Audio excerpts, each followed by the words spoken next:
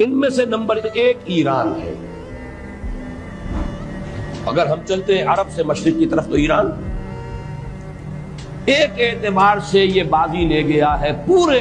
تیسری جنگ عظیم شروع ہونے والا ہے، اور کیا یہ جنگ افغانستان یا ایران سے شروع ہوں گی؟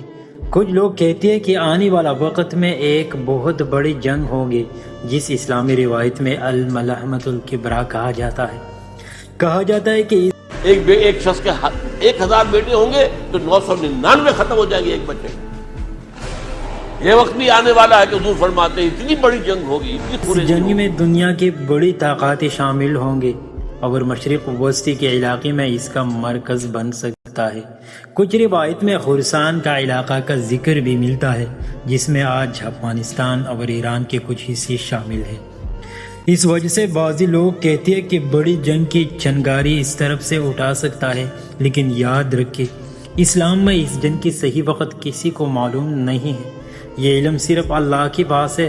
البتہ احادیث میں یہ بھی بتایا گیا ہے کہ جب دنیا میں ظلم بہت بڑھ جائیں گا اور مسلمان آپس میں کمزور ہو جائیں گے، تب بڑے واقعات شروع ہوں گے.